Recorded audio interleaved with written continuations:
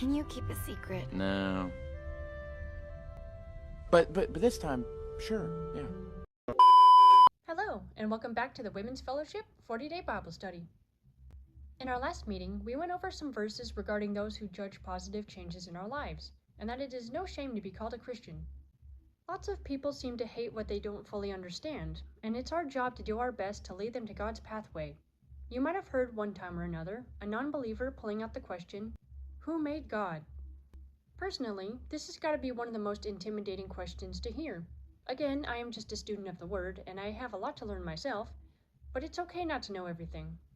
Sometimes, there's just some things we don't need to know, or more like, we can't comprehend how mind-blowing they are.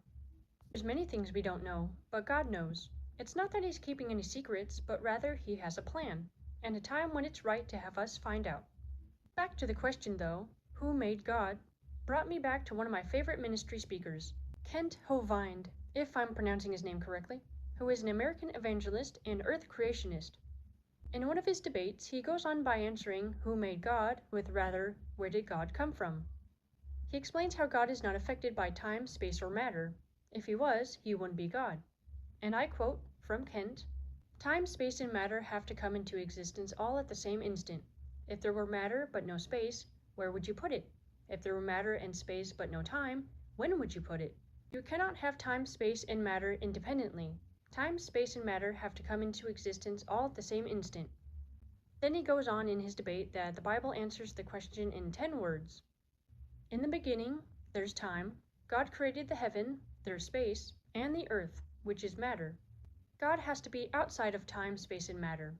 God who created the universe is outside of the universe.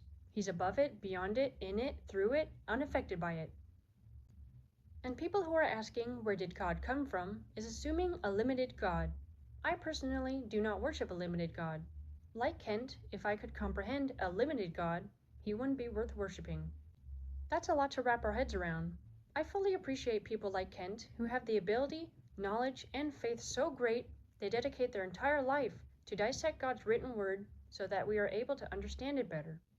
That reminds me of someone I know who has visited the church a couple times but always circles back to the same question. Why do I need to go to a church to listen to a pastor? Everything he says is just his opinion. I'm not sure what church he went to, but he's got it all wrong. Like I said, people, like pastors, dedicate their lives to help dissect God's written word so that we are able to understand it better. They set aside personal opinions and views and concentrate on the biblical word. As we know, said in Luke 12, God will teach you at that time what needs to be said. Preachers are speaking the Lord's words because that's their spiritual gift. They might share about their life testimonies and experiences, but it's never their goal to sway opinion. Be aware, and if something seems off, follow your gut.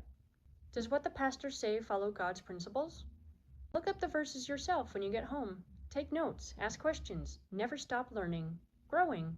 And with that, that concludes day 31. See you in the next one.